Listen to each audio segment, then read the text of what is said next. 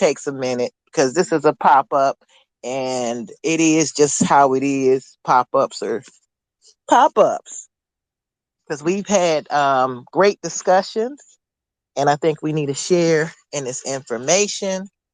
And I think people will get a be pleasantly surprised by the amount of information that we are having to share. But this hopefully will be something that people can, like they say, one to grow on. It'll be something that people can actually learn from and be able to build with us on here. People are going to get upset. I don't get upset at information. I get upset at lack of information and lack of education. That's what gets me upset. Or the misconstruing, the miseducation of our people. It gets me upset. I understand. So, In many cases, uh, people get upset because they already had a particular view on something, and then new information distorts it, or it is in conflict with that view. So it's a form of dissonance that they get upset about. But if you're a truth seeker, at the end of the day, you have to recognize whether you agree with something or not. The only truth is only bound by giving you just that, the truth. It's not bound by what correct. you like or dislike. You know. So Absolutely. so so I want people to understand that the term freedman is not new. It's not a term that Naeem or BTP made up, and it's not only connected to the United States, although it has a history going back to the beginning of the country. And freedman also precedes the emancipation period of 1863, 1865, where people were referred to as freedmen or free Negroes, which are largely in part synonymous with one another, primarily because it is the description of a status that's being held within inside of a society, right? It's not the people themselves, per se, you know? So it wouldn't be Right. Roz as a person. It's the status that Roz holds, right, at the end of the day. Right.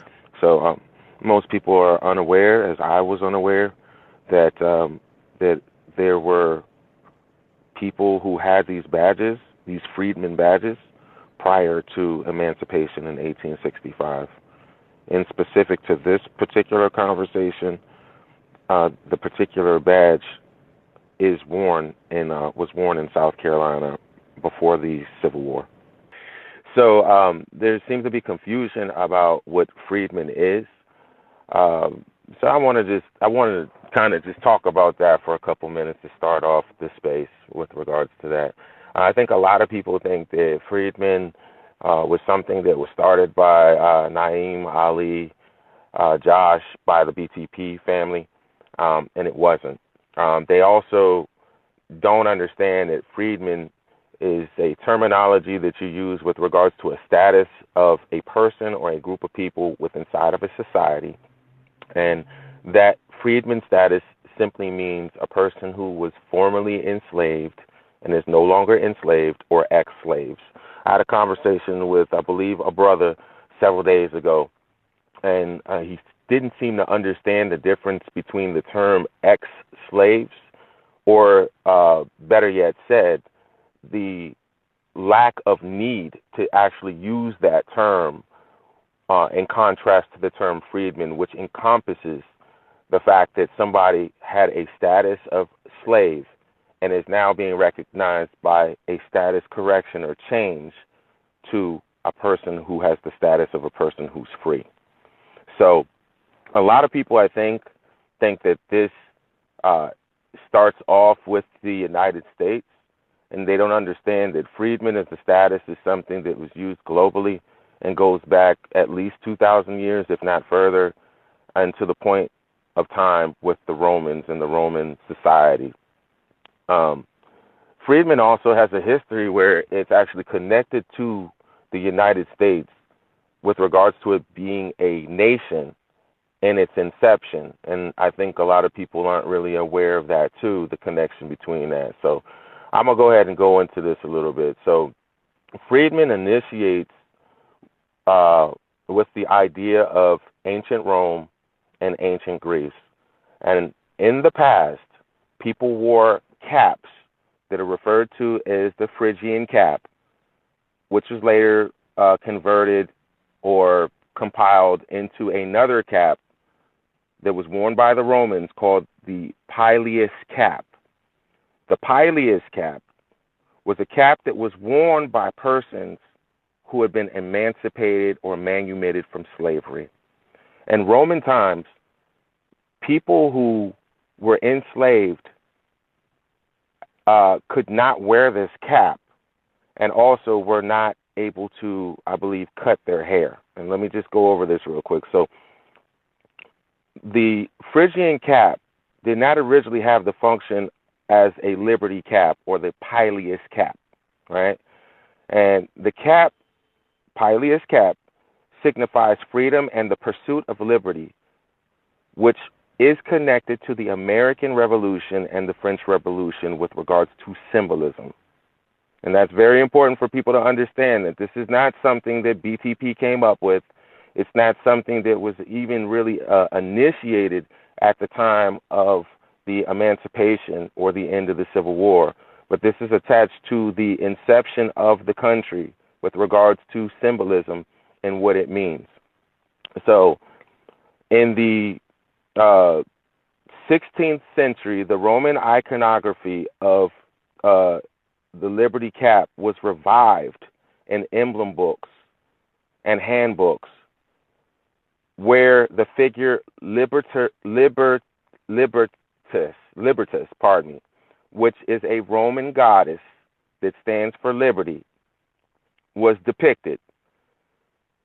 So the idea that the freedmen is some type of concoction is 100% a myth, and most people don't understand that it's actually attached to the country as early as 1775, and you can find these emblems or these symbols with regards to the United States. And so there's a statue that is it's near Capitol Hill. It's called the Statue of Freedom. And that particular statue does not have what you call the pileus cap, or what we would call the Liberty Cap. And there's a reason for it. There actually was a sculptor who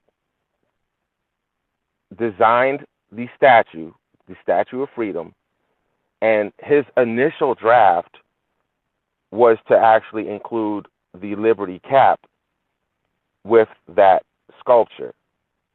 Now, there was some pushback about that, particularly with people like Jefferson Davis. And the pushback with regards to that was, one, that everyone who was part of the country, particularly its founding or the descendants, were not all slaves, right? The other pushback was is that he understood the symbolism going back to Rome, that it itself actually connected people to the freedmen or to the idea of emancipated slaves. So this Statue of Freedom does not wear or hold a knitted liberty cap, as it would be expected in 19th century art. The knit cap provided to freed slaves in ancient Rome had been adopted as a symbol of liberty or freedom during the American and French Revolution, and was usually shown as red. The Statue of Freedom's crested helmet and sword, suggesting she is prepared to protect the nation, or more commonly associated with Minerva and Bellona, Roman goddesses of war. The history of the statue's design explains why she wears a helmet rather than the Liberty Cap. The story of her casting reveals that some of the people who worked to create freedom were not themselves free. So at the beginning of the building of this nation, we know that there were people who were already not free. Once you get to the point in time of the American Civil War, there are people like Jefferson Davis who do not want this symbolism, which was used at the inception of the country, to be a part of this statue for the obvious reasons.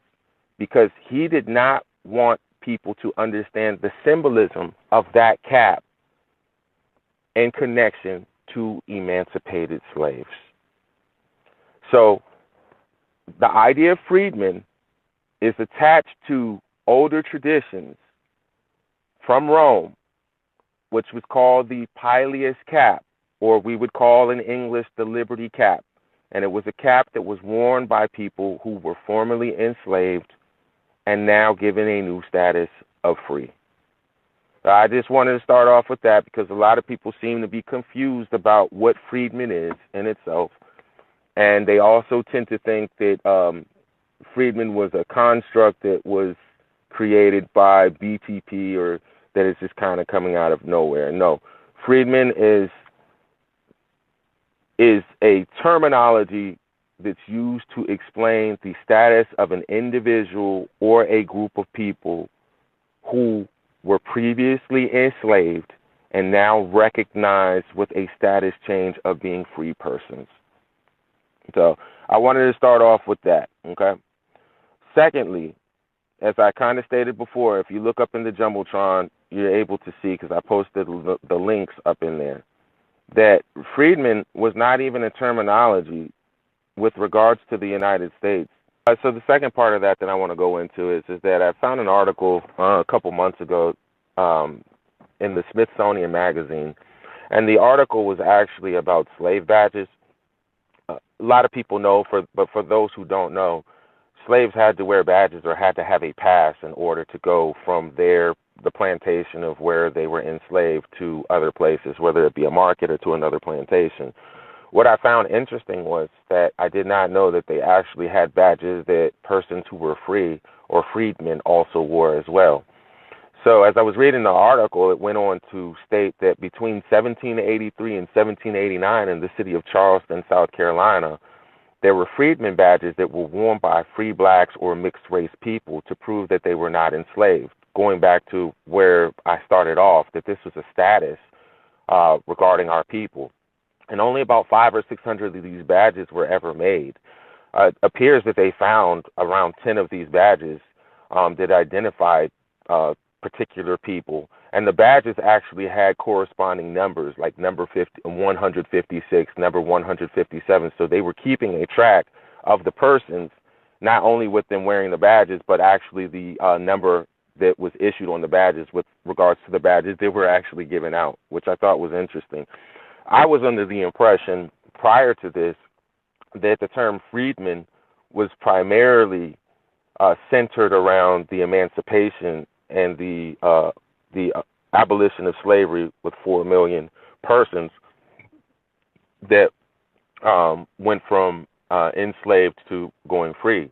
But what I found out through the article is that in the 1850s that they already had people that were going by the term of freedmen or freed Negroes. Again, the two terms are synonymous in many ways because with regards to people who were formerly enslaved, because you're talking about a status of an individual or particular group of people. So the idea, again, that people would not be descendants of persons who were freedmen or emancipated persons is also a bit of a misnomer. Roz and I were talking the other night with regards to another conversation, and a lot of people seem to think that if you can't find paperwork that your ancestors were registered by the Freedmen's Bureau, then that in itself is evidence to say that I'm not a freedman or I haven't found any freedmen in my family lines. It's really a misunderstanding. Freedman is the status, as BDP has tried to explain over and over. So probably a quarter of our ancestors, approximately, 1.5 million people, have records with regards to the Freedmen's Bureau. That being said, the bureaus, what the Bureau offered with regards to hospitals, education, and other things extended way past those people who were registered with the Bureau. So you don't actually have to have a family member whose records were registered with the Bureau to be a freedman. All you have to have is the status change from enslaved to free, to be a freedman, which all of us are, those of us at least that have enslaved ancestors. And that seemed to be something else that people were kind of getting caught up on, or they didn't understand, or perhaps they didn't like the idea of where the message was coming from, so they decided to kind of tune it out. So I also posted that in the Jumbotron, where you can find the free badge. This one is, in particular, is one that's issued from the state of South Carolina. As I said, it's called the free badge, and I think it's pretty interesting. So people, please check that out. All right. All right. Thank you, Black Seed, for that. I Sure. definitely just to basically remind everybody too, like that sounds, I mean, I've seen those before, and it looks like kind of like a sheriff's badge or deputy's badge, and they're like fitting your hand because remember during chattel slavery we were more valuable because I mean it's very sick and twisted, but our ancestors had owners, right? They had owners, and someone would have to answer if they were to injure or murder somebody's property. So we had the protections of the slave master under, I mean it's sick and twisted, but we had the protections if someone were to have to travel from one plantation to the next plantation, because of badges and things like that. I mean, the I mean, I'm an educator, so it's like a hall pass to get from one location to the other, and to because people were leased out, and they were had to work outside of what they had to do on that particular plantation. They were leased out to other plantations, and they had to be able to have some type of um, methodology to get there without the slave catchers being able to injure them or them never returning back. So that's one of the things that they had, that was that type of protection that they allowed. Now, I know, I mean, Black Seed, you can continue unless you had wanted to take a question from someone, maybe on what we covered, what you've covered so far. Sure. I put another link in the jumbotron, or what do y'all call it, the chalkboard? Some of y'all. It's called "The Rise and Fall of Liberty," and the subtitle is "What Happened to the Revolutionary Headgear That Symbolized Freedom from Enslavement? Meet the Sectional Politics of the Early Republic." So it gives a little bit better understanding of what I said. Not sure if what I said was exactly concise, but if people choose to actually read on this, they will get a lot better understanding with regards to freedmen, the history of freedmen in this country, and how it's directly tied to the inception or the birth of this nation.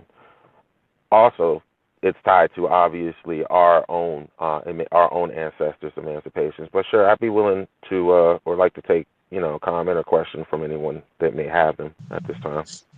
Okay, I had a suggestion too for everyone that is in this space. Like I said, this is an educational space, but it's also if somebody has a question to clear something up, or you don't agree with what we're saying, or whatever the case may be, because I find it's so many people that are really confused about, well, hey, I have a we're going to get more into that. I have this in my ancestry and my lineage, and I feel like I'm being disrespected, or this is being disrespected.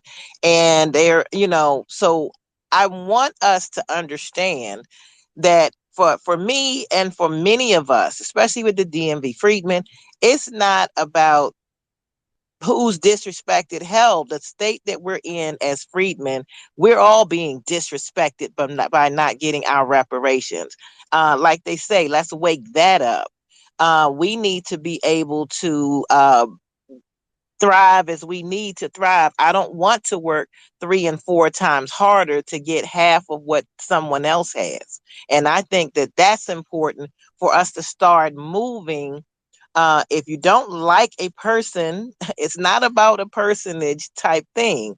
We're about trying to get these reparations, much of what we do as the DMV Freedmen is not broadcast online because everybody does not need to know everything that we're doing. We do not generally let people know online because it's so much misinformation and contention and people trying to cut you off at the knees because they don't know enough about what you're doing, and that's fine. I think it should be like that until I use the terminology.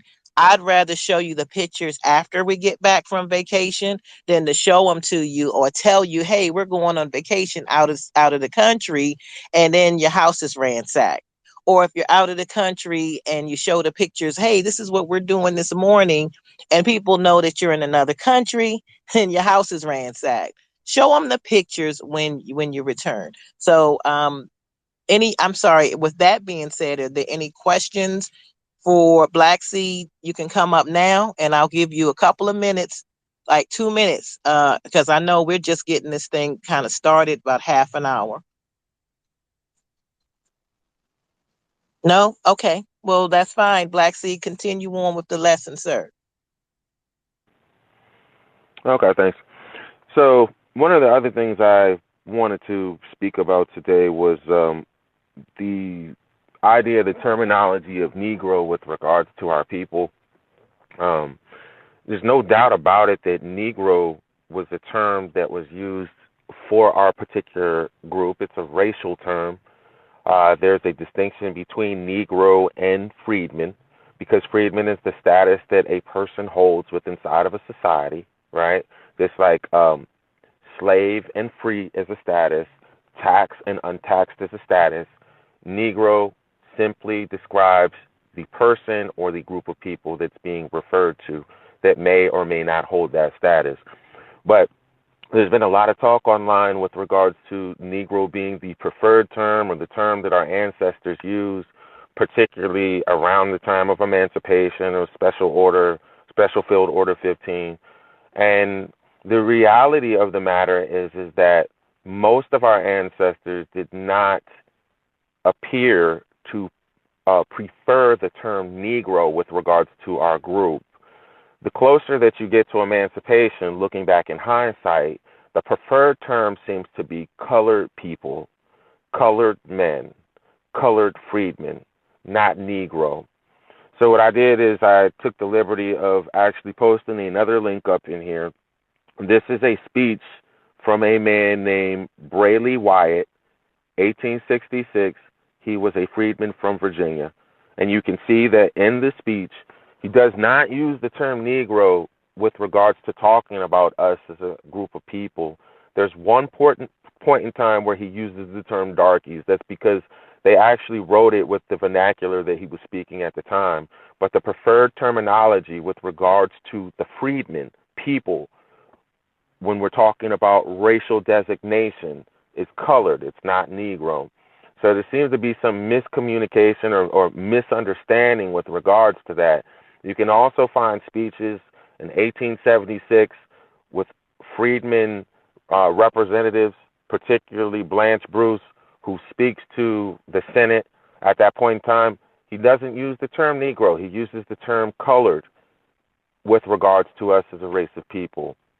So I wanted to also clarify that too, that there's no denying that Negro had been used at that point in time, but with regards to intra-group, many, many times, if not the majority of the time, our group was using the term colored when it came to the racial description of us as a people, not Negro. The closer that you get to emancipation, or closer period in time that you are to emancipation, that is. So And there, I just wanted to say uh, that. thank you, Black Sea. Just to clarify that too, we were at Arlington Cemetery, and this was like last year. The DMV Freedmen were there. If you go to DMVfreedmen.org, some of our pictures are there, and they were speaking. You had CT. CT is the section for the colored troops that were killed during the Civil War, and Absolutely. This was on the other side of where Freedman Village is, in the same cemetery, in Arlington National Cemetery. That's federal land now. So it was CT, which is the colored troops section. And I strongly suggest that everybody, if you're in DC, well, actually, it's in Northern Virginia, but at that time, you go there and you can check it out for yourself. It's CT, and we have pictures there. You can go and check them out on, again, dmvfreedmen.org, which is our website. And you can see that. So why in the revolutionary, I mean, not revolutionary, pardon me, the Civil War, are people being called colored troops and not Negro troops? So thank you, Derek, for saying that. And my other co-host, brother Mr. Ali Bey, is with us, and I wanted to welcome you, sir. We were just enlightening people on information. I had Black Seed, and he was talking about the freedmen and the history of the freedmen dating back to Roman times and the status thereof. And I know we're at right now talking about Negro versus colored, and we're just taking a casual walk through, letting everyone know. And there's just the three of us up on stage. And if you would like to add to anything dealing with the American freedmen or the term freedmen, then we basically, Black Sea let everybody know that it's not a concoction of the Be the Power brothers. It's not that thing. He had several references that I suggest everyone, copy down on the chalkboard. And this is a class. We're trying to educate, and we're trying to also communicate. So once again, I appreciate each and every one that's here, but I want you to also share this space out, because I know, people are, it's a great Friday. We want to educate, not miseducate our people. We want us in our right minds when we are doing this political work, and we want people to be in the right frame of mind when they're learning and growing everything out, and able to sit with it. Don't just, oh, I reject that. No, sit with the information, and and build with us today. That's what we want. Mr. Ali, you can, the floor is yours, sir. Hey, what's up, y'all? My bad. So, yes, I think right now the only thing that I would add is that yeah, there were a number of racial classifications applied to our people throughout our people's existence here. Sometimes Europeans would apply those names also to Native American groups. Like you'll see people come up with sources speaking about certain Native Americans were called Negroes or colors or even black or whatever. So were Indians, right? There's a California Supreme Court case that they often use, which is very interesting, to undergird their idea that somehow they're black people, these these supposed full-blooded Indians who have no African ancestry. Allegedly, they're black people, but only because somebody classified or reclassified them that way, which really technically means they were renamed as black people. Hope I'm not getting off too far off of what you guys were already talking about. But Nope. there's a case from the California Supreme Court from 1854, I believe. I'm going off the top, I'm trying to remember. But this particular case is talking about anybody who is not Caucasian is considered black, according to this state and their constitution, or the way the court was interpreting the state constitution at that time. Anybody. So that means Mexicans, Native Americans, Asians, Chinese people might have been here. Anybody who wasn't Caucasian was considered black by this state Supreme Court at that point in time. And this is in the state of California. So you have people, European people namely, who were calling people different things. They were calling people all kinds of names. They called people American. They called people Indian. They called people um, Africans. They called people Negroes. They called people black. They called people colored folks. They called people mulattoes. They called people Creoles. They called people Cajun. They called people Melungeon. They called people Quadroon. They called people Octoroon. They called people all kinds of names that really aren't those people's names. Like these people are not Indians. They're not American. Europeans called them that stuff. They're not black. They're not. You know what I'm saying? Y'all get where I'm going with it, right? All of this stuff is are names that these people decided to call folks, and we kind of buy into it. And I was saying on one of our programs, I don't know if you remember this, Roz, when Jam, that lady Jam, came onto the platform, and we were talking with her, and she was talking about being an African, and we were saying to her that we're not Africans. The people on the continent ain't really even Africans if you want to get technical, right? I mean, and Derek, I'm sure you know this. One of the things I told her was this term African, and even some of our greats, Dr. Ben, Dr. Clark, some of these people talked about this stuff. The word African itself ain't even an indigenous word to the continent. It doesn't come out of any particular language family there. So what I told Jam was, I was like, there's a couple of things to think about when you start talking about Africans. Just a few things. Number one, the word itself comes into usage, or its application comes into play after the Third Punic War. After the Carthaginians fought the Romans for the third time, and they finally lost this war. Once they defeated the Carthaginians in that war, they called the conquered areas of Carthage and other places in North Africa, they called it Africa. And more than likely, from the etymologies that I've seen, after the people of North Africa called the Afri or Afar. The CA or the ICA in the word Africa denotes land or land of. So the conquered people were the Afri. These are a group of Berbers in North Africa, or some would call them Moors, of who were actually of Canaanite ancestry. You can look this stuff up. A lot of these North Africans were of Canaanite ancestry, the ones who fought in Carthage along with the Carthaginians, these Moorish people. And when they lost this war, the name of the group actually was Afri or Afur, or whatever the case is, and they named the place after these people. And it was in the northernmost region of the continent. They called it Africa Roman Province. Over time, European cartographers began to apply the term Africa to the entire continent. But it didn't originally apply to the entire continent, only the province of Rome, which they had conquered after the Third Punic War. So the truth of the matter is the word Africa is of a Roman construction, just like America is a Roman or Latin construction. That's why they look or sound the same. America, Africa.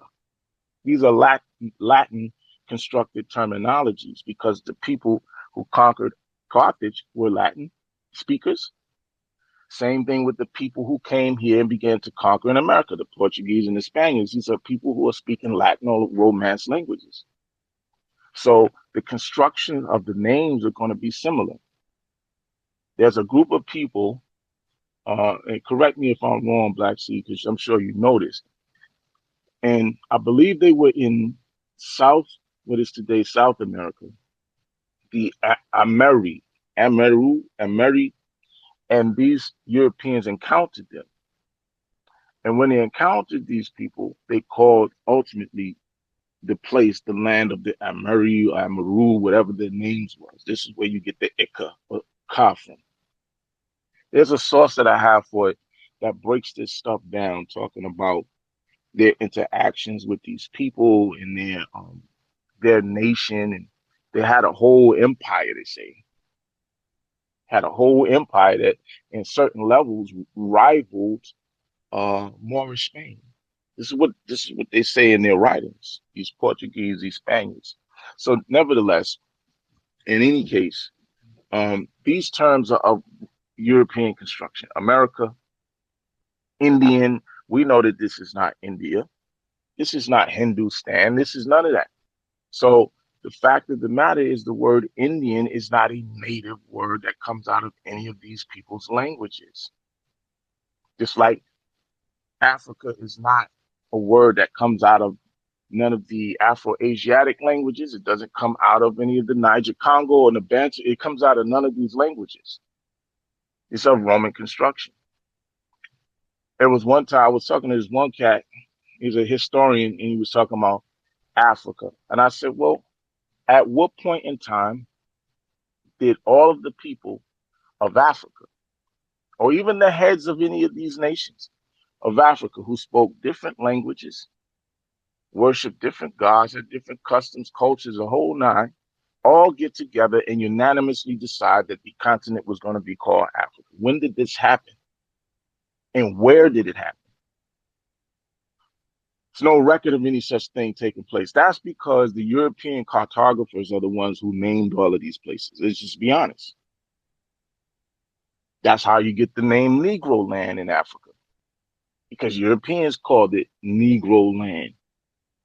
And from my research, this term Negro land kind of gets its, it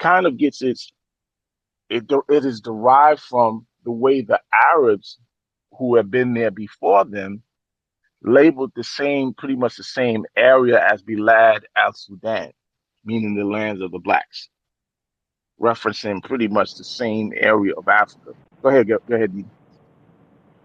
Oh, nah. I just wanted to chime in with what you were saying, man. You explained that beautifully. The Amaru is a mythical serpent, or Amaroka, or Amaruka, or America, or Katari.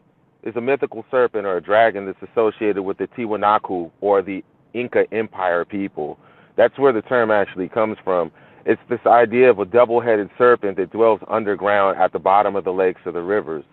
So that's where they get that term from. And like you said, the roca or ruca is added once they basically have interaction with Latin-speaking Europeans who have languages that are originated from Latin-speaking, from Latin languages themselves.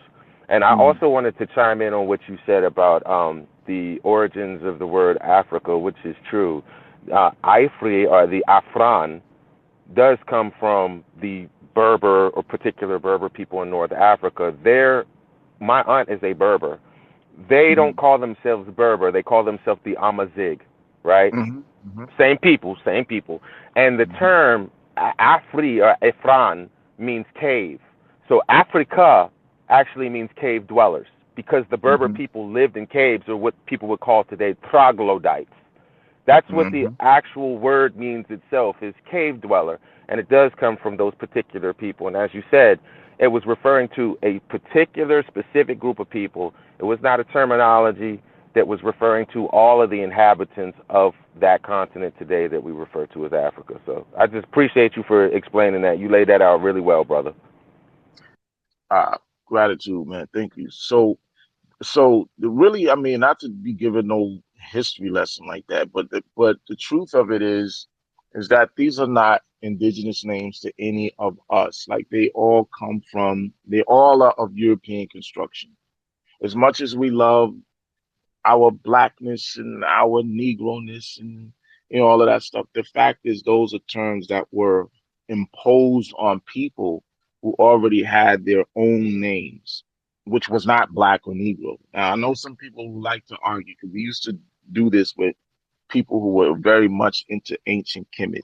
And they'll start talking about this word Kemet means the land of the blacks, and yada yada yada, right? The Kemet two, all of this kind of stuff. We've been through all of that with all of these guys, and ultimately some of the top minds, who are linguists, etc., involved in the research of that kind of information, wind up coming to the same conclusion that we did, is that that's not what the word Kemet means. I know what Theophilo Benga said. I know what Shikata Diop said. I understand all of that. But One of the things that brother Dr. Wesley Muhammad stated that I think is a very important point is that even though we have our elders and our scholars, it doesn't mean that there isn't room for improvement even on the information that they brought. Doesn't mean that they caught every little thing that needed to be caught. Sometimes we might catch something that they kind of overlooked. So the truth of the matter is, there's one brother who we used to have interactions with, especially Naheem, the brother by the name of Asar Imhotep. He fancies himself a linguist and someone who's very much into the history of ancient Kemet and the hieratic and the hieroglyphic languages. So even he wound up coming to the point where he agreed that the word Kemet did not mean the land of the blacks, but it was actually, when you look at the not just the glyph but the determinative next to the glyph, it's also talking about the cross inside of the circle, which they call the determinative, tells you that it's actually talking about the land. It's not talking about the people. It's talking about the land. And so there were certain Egyptologists who would say that this thing was talking about the black land, meaning in reference to the fertility of the land of the soil. Okay, and not talking about the people from an ethnic or racial perspective, which really that kind of identification comes from European thought. It's not something that's really an African thing where they breaking humanity down by race and so forth. It comes in really with Europeans. Um, and so, in a continent where everybody is dark skinned, it's really not a reason to be doing stuff based on skin complexion because everybody is dark skinned. You see what I'm saying? The white people didn't even do that until they started interacting with other people. That's when it start all of this race, Negroid, Africoid, Caucasoid, Mongoloid. They do all of that stuff once they start interacting with other people. But when it's just Europeans, there's no reason to invent a white race. That only comes about when they need to, based on trying to establish some hierarchical caste like classification system. You see what I'm saying? So this is where your Negroes Absolutely. and your blacks and all that stuff comes from. Go ahead, Roz. I'm sorry. No, that's fine. I mean, I basically am looking. I know people are getting a great education from these two brothers, and I'm just like sitting here listening and learning. I mean, that's what this is supposed to be about. And we wanted to just set the foundation for what we're speaking about too.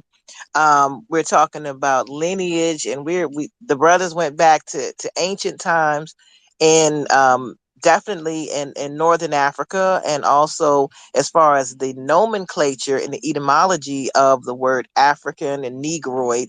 And I mean, people are saying online, like I've had people saying, just to bring it up to modern times, people are saying, oh, this Negro term is the term that is going to actually get us what we need, because they don't speak Negro in no, the Caribbean people don't call themselves Negro, nor do African people call themselves Negro.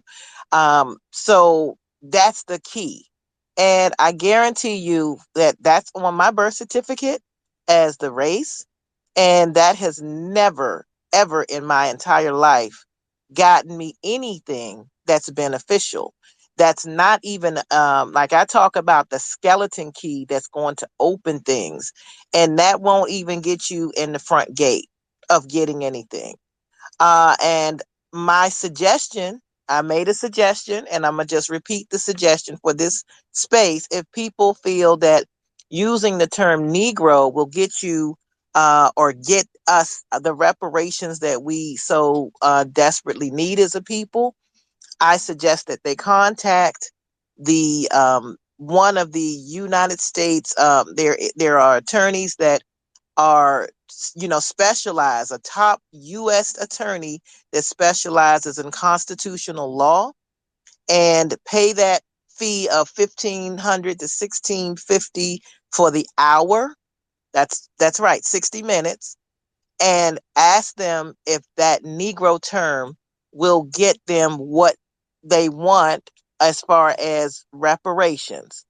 And if that person, that constitutional attorney, will take about 10 minutes in showing them documentation on why that won't work. So they're going to keep the rest of that 1650, whatever it is. And after that 60 minutes is over, they will no longer be their attorney, right? But do that rather than starting a lot of these wars online that essentially time wasters. Essentially, it's a time waster. Find out from the master lawyers in constitutional law what way you should go and then go that route. I don't understand the it's silly to me to sit here and just have uh petty wars is bitter Twitter is what I call it. Bitter Twitter wars on things such as that. Just find out for yourself, pay the cost to be that boss and go and find out.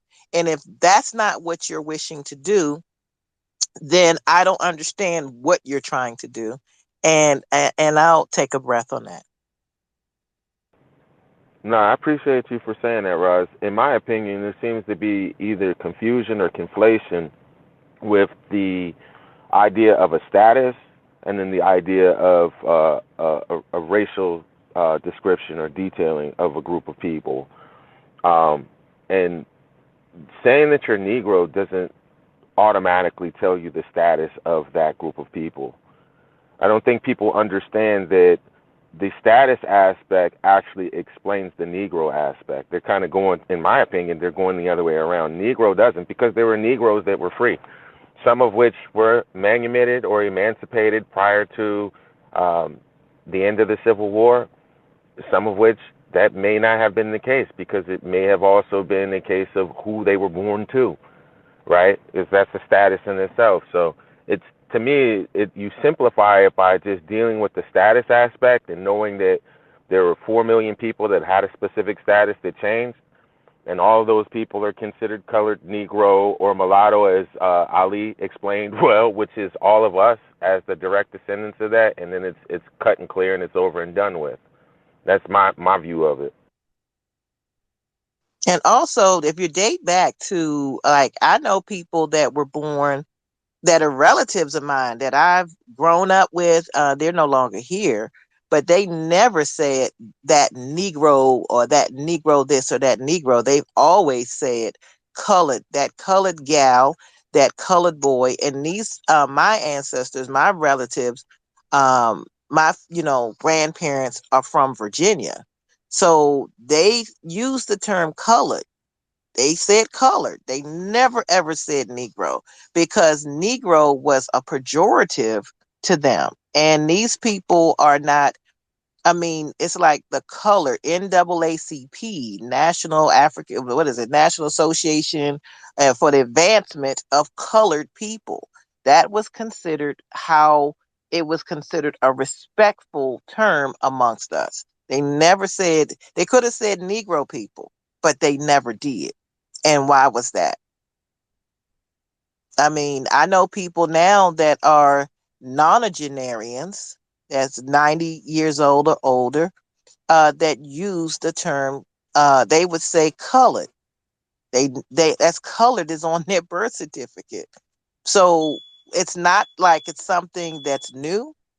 And like I said, Negro was considered a pejorative. It was something that had a negative connotation on it. So, and I'm hearing from somebody, from people in their millennials, and they think it means something to be Negro versus being a colored person. Uh, and it doesn't make sense because, like I said, the colored troops were our people. That's the section of the where that's the section of the where Arlington National Cemetery, it was the colored troop cemetery, portion of the cemetery. And they didn't say Negro. So I just wanted to land on that and let you gentlemen continue. Thank you. No, great point. Um, Blanche Bruce's wife, Josephine Bill Wilson Bruce, was actually the woman who created the National Association of Colored Women. I think that's around 1904. It's the beginning of the 20th century, to your point. So,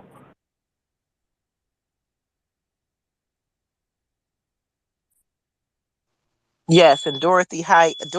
Height, Irene Height, was one of the past presidents of that association, and she's also one of my sorors. So I had to mention that. Um, okay, I'm gonna give us a break, because not a break, Uh, but a question break. Unless, brother Ali, you wanted to speak. yeah, there was one thing I wanted to bring up about who these Negroes are that are being targeted in this country on a consistent basis. When you look at the Negro law, um, this is the Negro law of South Carolina. I just wanted to point something out about what they mean by Negroes. Hold on a second. One second. Because they actually break down who they're talking about when, and who they have the problem with. So check this out, right? This is from the Negro Act of South Carolina. It's talking about the status of the Negro. This is from chapter one. It says the status of the Negro, his rights and disabilities. They also mention Indians in here. This is very interesting what they say. So section one says this.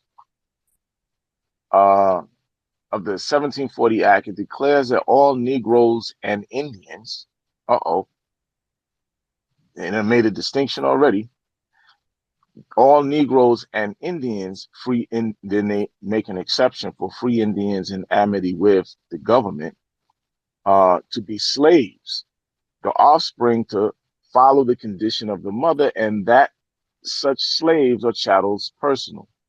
Section 2, under the provision, it has been uniformly held that color is prima facie evidence that the party bearing the color of the Negro, mulatto, or mestizo is a slave.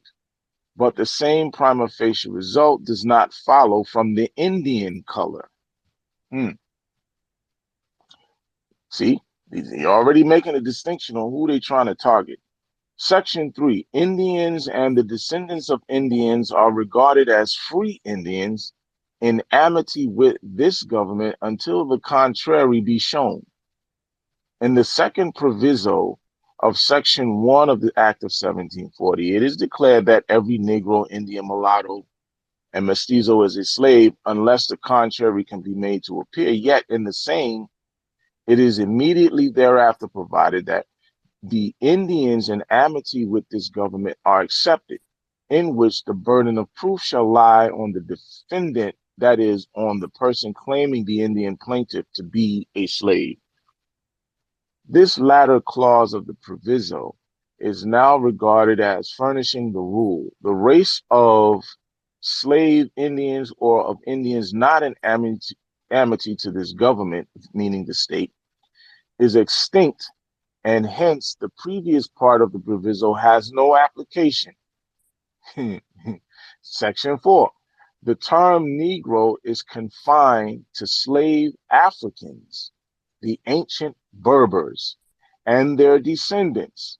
It does not embrace the free inhabitants of Africa, such as the Egyptians, Moors, or the Negro Asiatics, such as Lascars.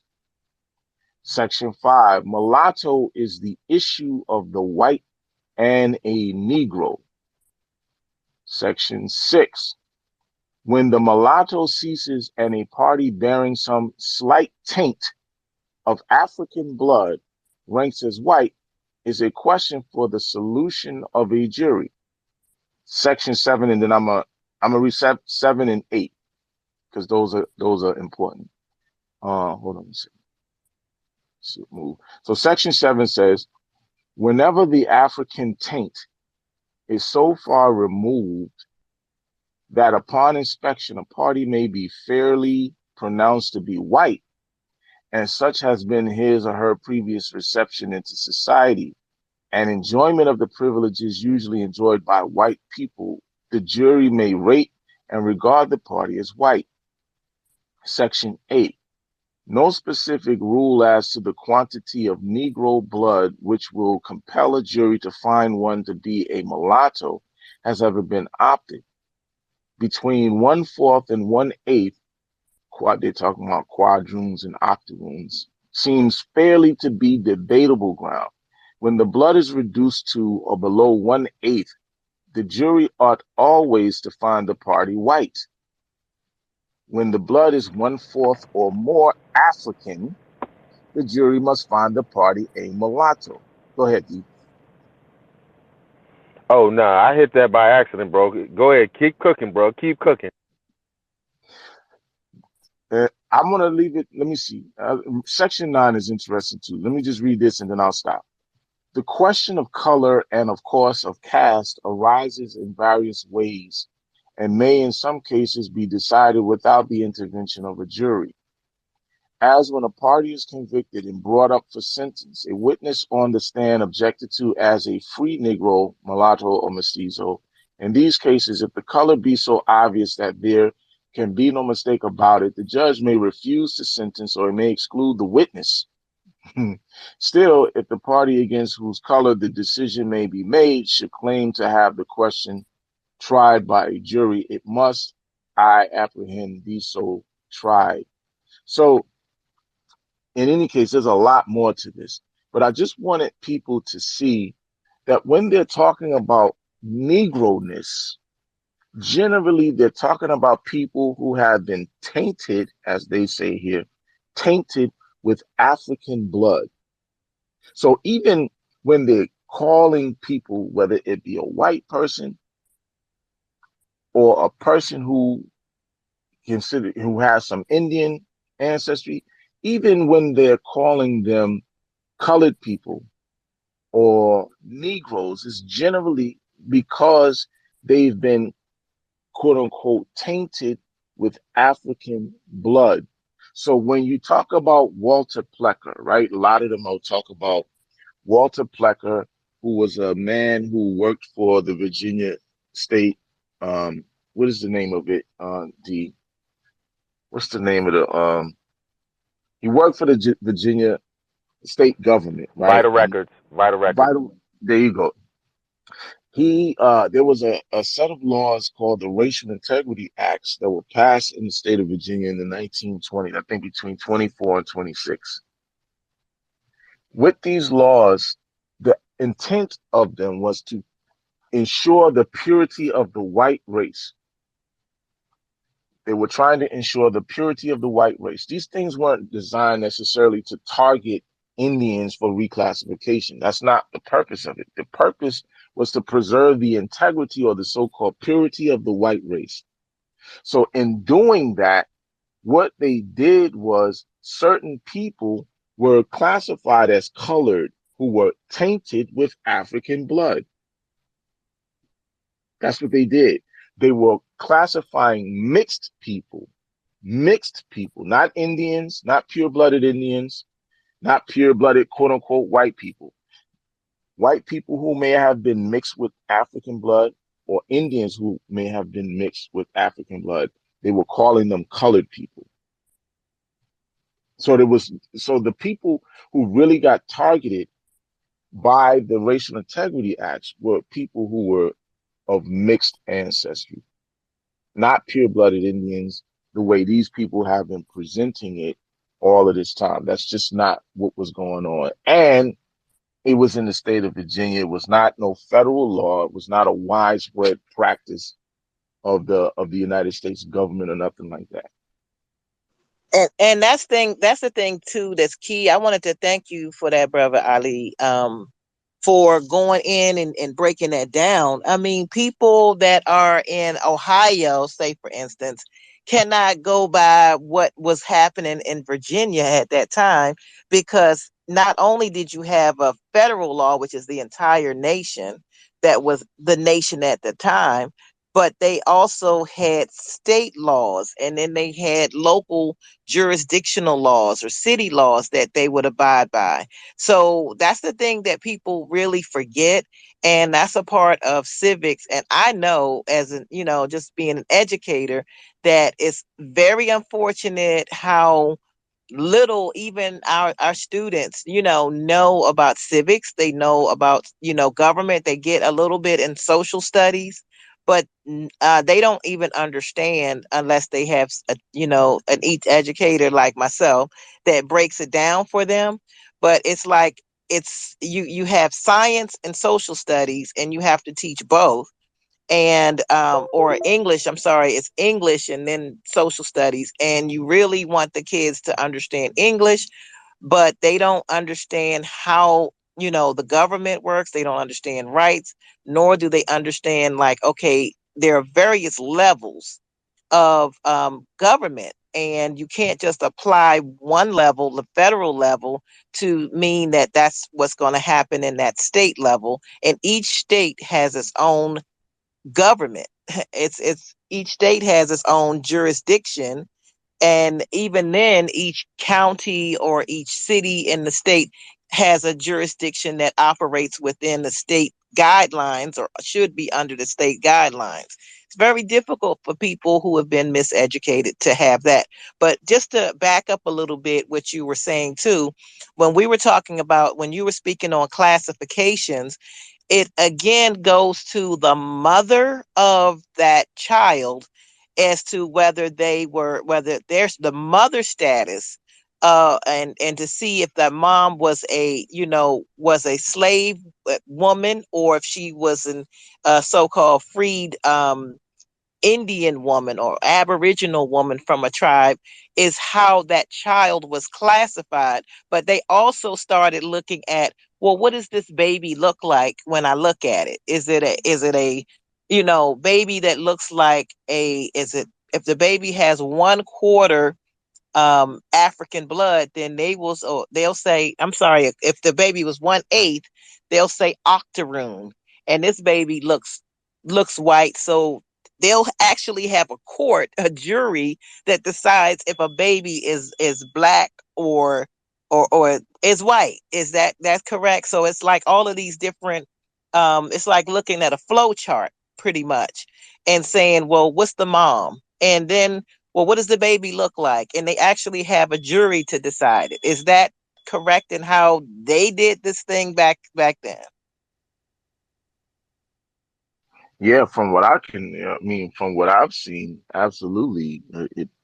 They definitely started with the status of the mother, and the child would take on the status of the mom. Um, and then obviously phenotype is going to play a part in it, because when you look at the thing that I was just reading, it's talking about, in a certain point, it's talking about color, the color of the African versus the color of the Indian, and how the color of the African provided the presumption of slave status, whereas they say the color of the Indian, um, hold on one second, I'm gonna find that. They say the color of the Indian in a different part um, represents freedom or something. The Indian color. Hold on, let me see something. I didn't read that one, but since you brought it up, it made me Indian color. It says here, right? Hold on, wait. I did read that one. Indian color is yeah. So the Indian color. I'm gonna read that again. Under this provision, it has been uniformly held that color is prima facie evidence that the party bearing the color of the Negro, and by Negro they mean people tainted with African blood or African, is a slave, but the same prima facie result does not follow from the Indian color. See, so if you have the Negro color, they say that that serves as prima facie proof or evidence that you're a slave. But if you have the Indian color, that's not the case. And thank you. We all know like siblings that look like, you know, maybe one parent and not, or somebody like the grandparent or somebody, and not the not even the parent. So you could have a brother that looked like the mom, or the Indian or whatever, and the other siblings look like the dad or whatever in black. So and that just really, I appreciate you too saying tainted and what they wrote down. And let's Hmm. be honest, that tainted has a negative connotation. Like, wait a minute, you're tainted by that. And it's Hmm. it's like we were looking. Everybody remembers the movie Malcolm X from Spike Lee, where he was reading the definition and the words behind the words. And tainted is just such a horrible. It's like stained. It's tainted is Yeah. is stained. It's Diluted. like a negative connotation behind that word. So I'm gonna let Black Seed. You can come in and speak, sir.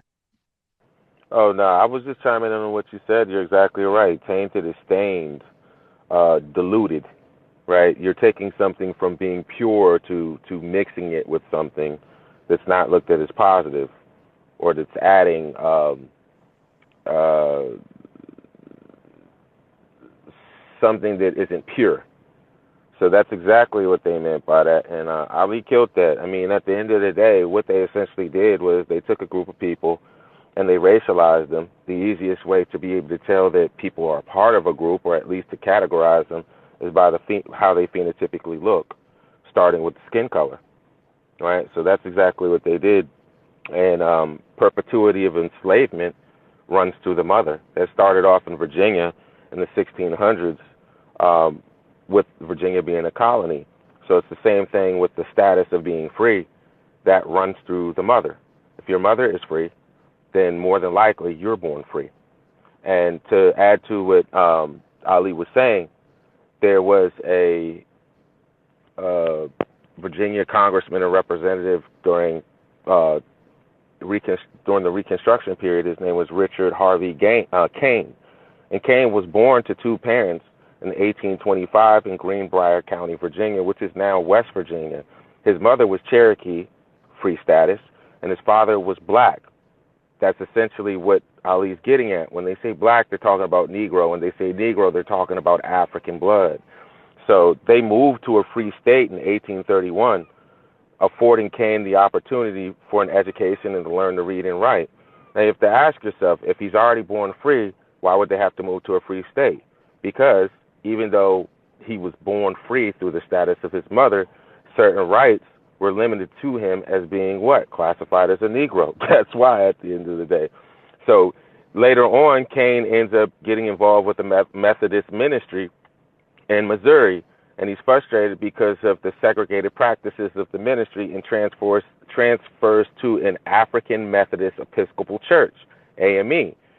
So you have to ask yourself these questions, like, why, if he's not a Negro, or he's not looked at as being tainted with that blood, why would he be going to an African Methodist Episcopal Church at the end of the day? Why wouldn't he have the rights set out in front of him with regards to being the status of free to learn how to read and write? Why would his parents have to move to another state? And it's for the reasons that Ali broke down eloquently at the end of the day. So it's And likely this he was born this free because his mother was free. I got right. another This is one for you, something. Roz. When you're ready, Oh, I got another one for you. okay, yeah, you could go ahead because I'm holding on. Go ahead. I'm listening. All right. So, Section 19 of this same Negro law, it says something very interesting. It says free Indians and their descendants, unmixed by African blood, are entitled to all the privileges of the white men, except that of suffrage and office. It goes on and it says, the Indian blood, like that of the white, is the blood of freedom. There is nothing degrading in it, and hence, therefore, the Indian and his descendants may well claim to be white within the legal meaning of our Constitution. This is why Wow. this is why a Wow. lot of these people in my opinion, want to claim to be Indians because they believe that they can get the rights of white people, particularly as it relates to land. That's one thing, and then I think also they're trying to use their claims as Indians to some kind of way tie themselves into land rights or um uh and ownership, which none of them has ever proved any of that kind of stuff. But I just think it's very, very interesting how even back then, underneath the Negro law, they're specifying that the Indian blood is the blood of freedom. This is what they said, like the white race, as long as it's not tainted by African blood. Right. And this is another thing I wanted to kind of basically uh, get everybody to be aware of. I thank you for that. And this is the second thing. If you have, as far as women, us as freedmen, women, being All right. Yeah, yeah. women, Yeah. for us to be able to, um, I mean, it started back then because if you are a freedman man or you're a man and you were not free, right? Then you would seek out a means for your offspring to be free. And the best means for that to have happened under those laws was to seek out a an Indian woman or Aboriginal woman.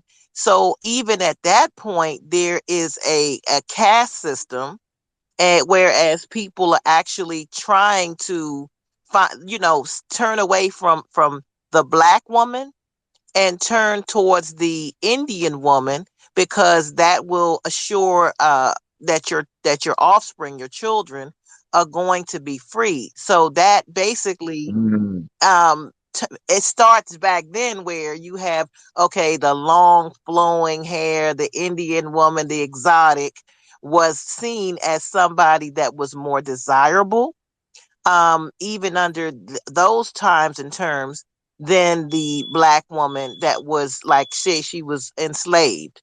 So even in those times, that is a way for the men to not even, you know, be with the black women. So they can say, hey, my child is born free. This is the kind of woman, as far as a classification system, that ranks above the women that I grew up with and worked in the fields or in the plantation house with. So that's another thing to try to mhm, like look at it from that. So there was a division happening even at that point in time between us that people need to understand. mhm. Yep, yep, absolutely, Are there any? absolutely. Yeah, thank you for that, brothers, both of you. Are there any questions from our audience right now? We're going to allow the stage to be open, and you can come in and pose a question or a statement. And I'll give you 2 minutes in order to do so. We want to get you guys up here and be able to pose a question to either of these gentlemen or to myself. Again, this is the DMV Freedmen. We are in the DMV, DC, Maryland, and Northern Virginia. And I mean, right here, this is a class and clearing up the confusion. We're talking about lineage so far. We haven't even broken it down into reparations, but we can talk about that. So, anyone, please raise your hand. You could come in, and we're going to open up the space unless you guys had continue. My co-host and we can talk as long as we want, but I'm just giving 2 minutes to be respectful of others that may have questions. Anyone that wanted to ask a question, make a statement, please do so at this point in time. Well, while people are figuring out what they want to ask, I will say this. There's a point that um I like to bring up now, and I think it's something that really needs to be driven home, particularly as we're talking about reparations and how all of this relates to it. Um, you know, you have people who who stand on this idea of reclassification. And I'm not saying that reclassification didn't happen, because it happened to Indians, but it also happened to the people imported from Africa, from the Caribbean, for the purpose of slave labor.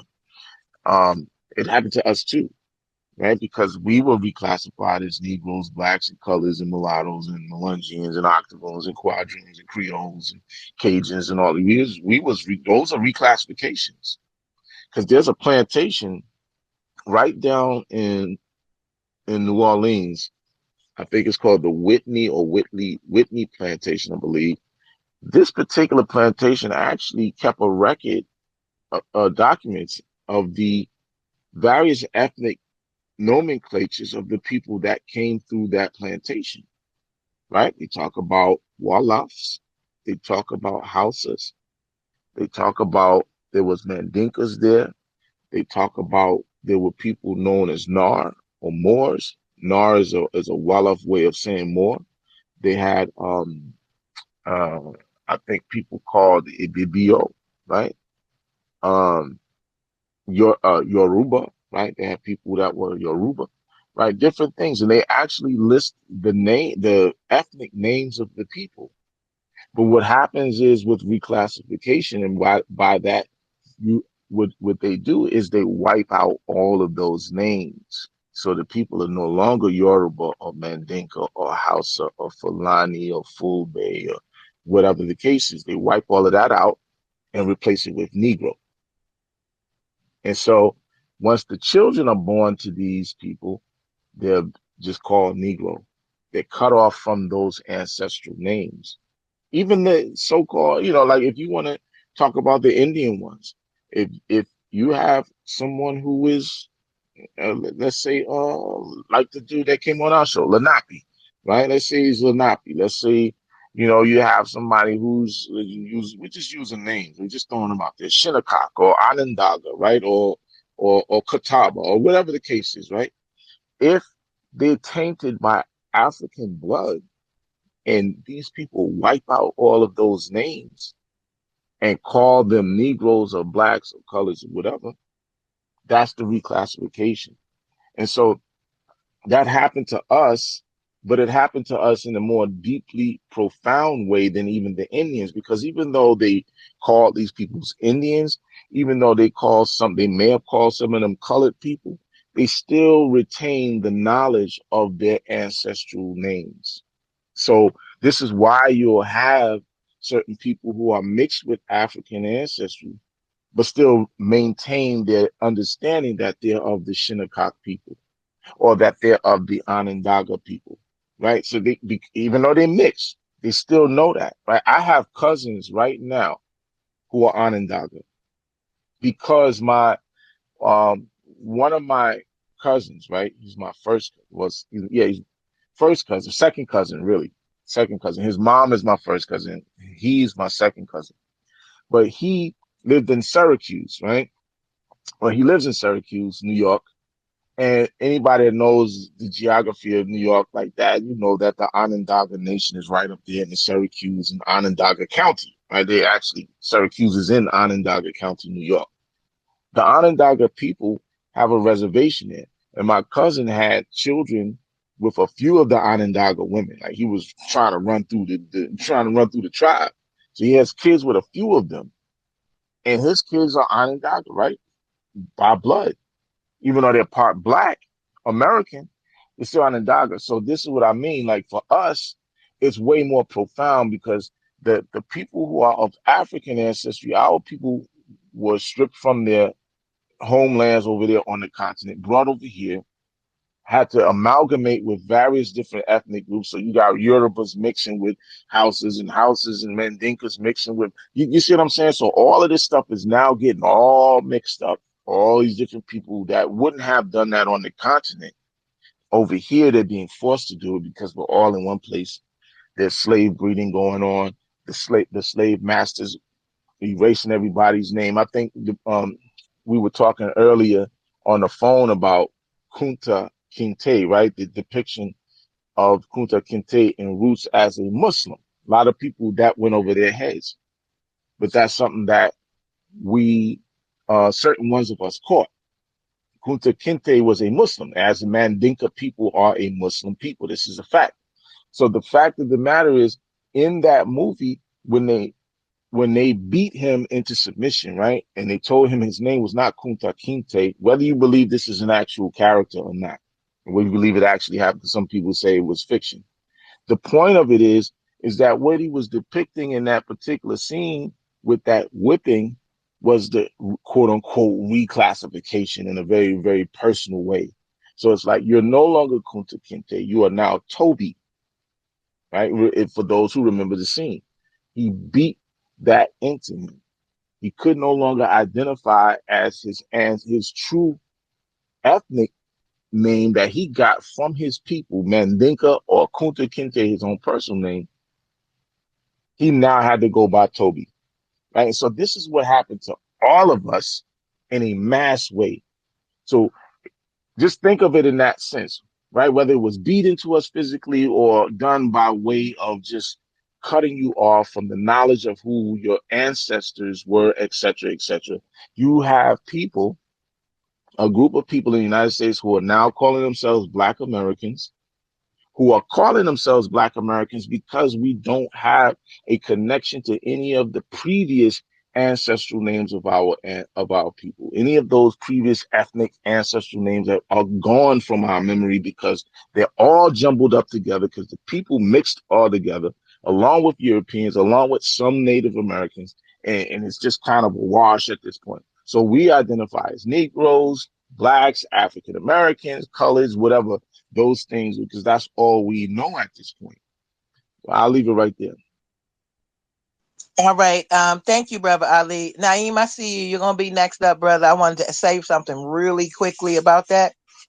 Back when I was in school, I remember that movie Roots, and at that time, I remember Roots could be considered as Roots was considered as a um a mandatory that we were able to see in order to we had to look at it, and that was part of social studies, as in contrast to like right now they are shutting a lot of the studies of even knowing about slavery down in these schools, especially in Virginia and I think in Florida. Well, Florida, they're doing it for the AP Black Studies, advanced placement.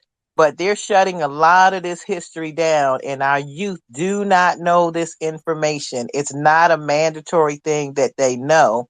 And I think that that's a shame. But go ahead, Brother Naeem. Peace, peace. What's going on, Sister Roz? Brother Derek, what's good? What's good? Ali, you already know. Shout out to the Freedman family.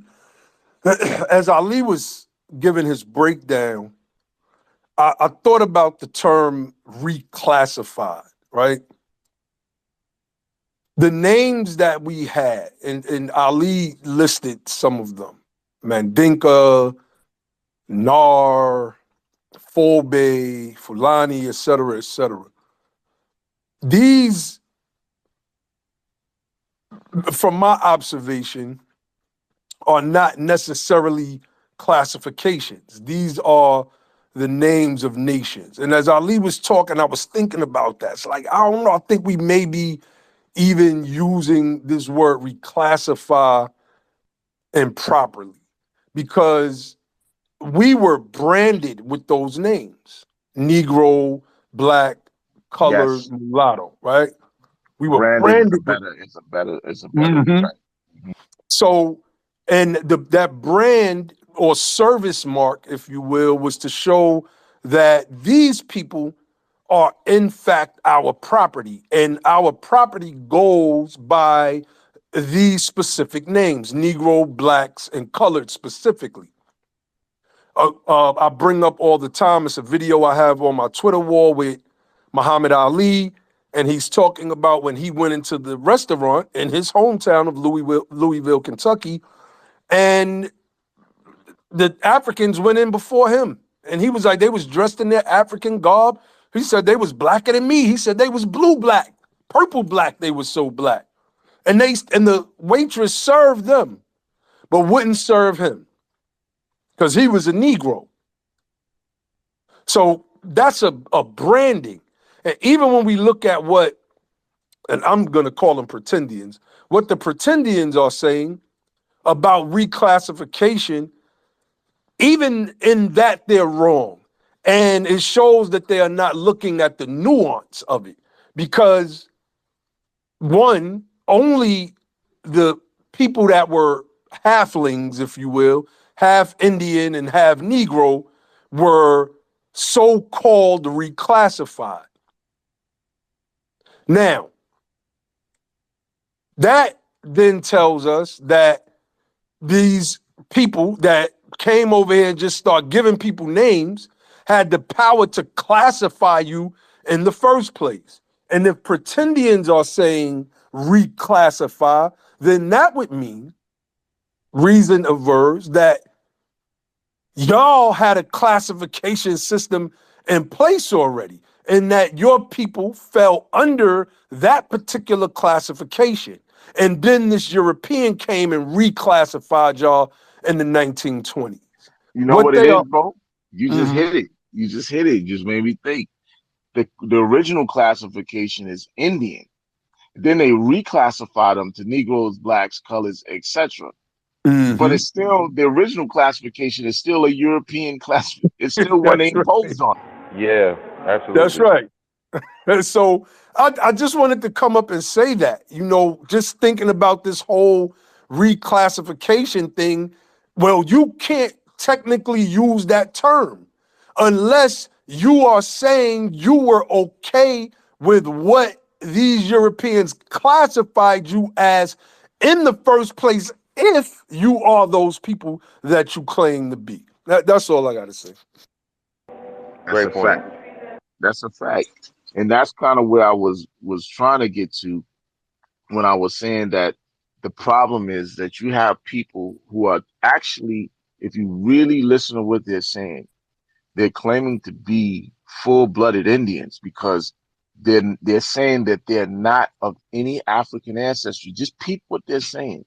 You ask them, are you of African ancestry? They'll either avoid the answer, they will avoid answering that, like some of them have, or they'll tell you, no, I don't have no Africans in my ancestry. So okay, so there are no Africans in your ancestry. You're not claiming any white ancestry. So you sound like you're saying that you're a full-blooded Come on, Indian. Ali. And then as a full-blooded Indian, some white person misnamed you as black, Negro, colored, or something. And so now what you're doing, because reparations money is maybe on the table, you're fraudulently claiming to be black people so that you could get access to this money. Yeah, What? great point. Let me just And add I this little wanted to tidbit. Roz and I were don't you talking dare. about this also as well. Why does it seem like people will exalt their Indian ancestry, but they don't do that with regards to their European ancestry? That's right. Nobody, I mean, if you look at, there's different sites that talk about the average breakdown genetically of African Americans. And for the most part, the majority of the African American genetics is African, right? Some construction of African, right? It's like various different groups of Africa, which makes sense because they brought different types of people here from the continent. But the majority of our genetic makeup is African. Second, generally, is European, and the last is the smallest amount, which is just some Indian or no Indian at all. It's either very very small or none at all. Just like that's the way it is in my family genetics. It's like the majority of it is African. There is a degree of European, like maybe 15%, something close around there, 15% European, and then like 0.6% Native American. Like it ain't even a whole fucking percentage. It's a 0.6% or some crazy shit like that. So it's like, man, listen, man, there's no way in hell that I could claim to be an Indian based on 0.6% DNA from some Indian group of people. But that's what these folks are doing. And then when you tell them, Hey, have you taken a DNA test? Oh, well, that's for entertainment purposes. It's junk science. It's bullshit. It doesn't mean, but it's not because people using that to exonerate people, people who have been taken off a death row through using that quote unquote junk science. That's for entertainment purposes. They use it to establish paternity using that same junk science. People have found living relatives in the United States using that same junk science. So I it's have. not, you know what I'm saying? Yo, just recently, me and my sister just got hit up by uh another Harrison. And peep this. He goes by the name of Nasir. Hold on. Let me tell you this brother's name. This is very interesting because we have, and I was saying this to my wife. I was like, we have ancestry that goes to Mali, right? We know the Malian people are Muslim people, right? So Mhm. he goes by the name of God Nasir Sultan. This is the name he go by, God Nasir Sultan. He's a Harrison though. But he hit me up and I just thought it was funny. I'm like, yo, there is a propensity in my family for the males to lean towards Islam. It's just a fact. Mm. And it makes all the sense in the world when we look at our genetics that goes back to Mali. Go ahead, y'all. My bad. Yo, Nah, it's good, man. real Go quick. ahead, Naeem. Go ahead. Yeah, go My ahead, bro. my grandmother, rest in peace, my mother's mother, she was a staunch Christian woman. But I tell you, she loved Louis Farrakhan, man. It was just, my mother loved, if you ask my mother, who are the two people that you most want to meet in this world today? She's going to tell you two names. Patrick Ewing, old New York Knicks fan. She's still a Knicks fan, and Louis Farrakhan, right? So what Ali said was right and exact. I think a lot of our men have a propensity to lean towards the Islamic faith as well. That's why I was born a 5%er. You know, I came through the various schools of thought. Hell, Ali was a Muslim in the Ansarul Allah community. I used to read those books back in the day. So it's deep, man. It's really deep. Yo, the I thing have a I question. always find. I'm sorry. Go ahead, Rod. No, I just was going to say I have a question since we're waking up the whole thing about religion and reparations and I mean I've never thought religion. I mean I'm not saying anybody's religion, but it's on or lack thereof. I'm not saying lack thereof if they're atheists or whatever. Why does people are like seem to be very upset because if somebody's non religious or not a Christian or whatever, if they're Muslim. And I'm like, I have siblings, and not all of us are of the same religion, so to speak. I have family members that are siblings of mine that are Muslim. So why is that a big deal when it comes to reparations? I don't get it. I think it's just lack of understanding by a lot of people. You know, um, though some people. I just wanted to say this one thing. I find it interesting that a lot of the people who lean towards the identity or ideology of Black Indian, you rarely ever hear them talk about any white ancestors. It's almost as if what they find in their ancestry is just black or Negro, depending on how they choose to term it, and then Indian. I'm trying to figure out how that's possible. You know, maybe one or two people, but I mean, based on the history, that's not what went on in my particular lineage. But to your question, Ron, I think a lot of it is just lack of really understanding by a lot of people with regards to the connection between Islam and Black Americans from an early time. Naeem and Ali broke this joint down one time on one of their shows. The relationship between Islam and even the present day Black community, even using terms like peace, which actually comes from Islam, right? But also, I don't think they understand that there's a portion of people that were brought here from Africa that were what you call Mohammedans or they were Muslims. And we were talking about this earlier. There was a brother by the name of Omar ibn Said, which was a Muslim. I mean, he was born in the 1770s. He was a product of the transatlantic slave trade brought here. I believe he was in South Carolina. I could be wrong about the exact location that he's brought here, but he definitely is looked at as a kind of phenomenon in a sense because the man was fully literate and he also could write in Arabic. His slave masters knew, and people who also were part of the white class were aware of this, which, something that's somewhat unusual, but not to the extent that some historians or scholars say maybe 15, 20, 30% of the people who were brought here from Africa were actually believers in Islam. And I think that a lot of people, they overlook that, particularly because once you get to the early to mid 1800s, I'm trying to think of the proper name for it, but the second revival, that a lot of our people ended up converting to Christianity, but they're not really recognizing the history that preceded that that attaches us back to the people that came here from Africa. So I think that's just a lot of it is just based on people's own ignorance or lack of knowing certain things with regards to the history and the people that we come from. So I'll land my plane there. Yeah, ignorance in the truest sense of the word is not knowing. I get you.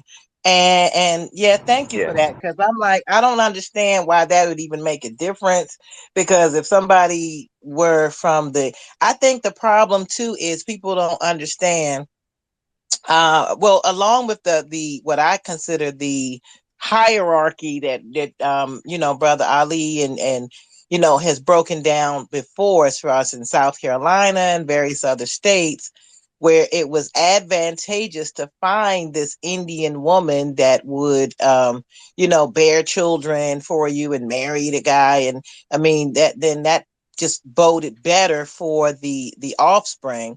I think that this classification and this hierarchy and stratified hierarchy has been more than problematic, and it still carries over to this day, to be honest with you. But I'm gonna ask Brother Arthur Ward, then Brother Marcus Champion, to pose your question and comment, sirs. Okay, well, I really don't have a question, but what I've noticed about all of these folks is that they don't understand the what the order is, because Dr. Darity's standard is actually a point of convergence. And just like I was trying to explain to a young lady earlier in the week, that let's say you are Aboriginal and you were here before 1619. I don't doubt that. But at some point, you had contact with freedmen. At some point, or your lineage, your beginning lineage, has some contact with people that were formerly enslaved, rather after 1865 or before 1865. So the claim is really based upon points of convergence.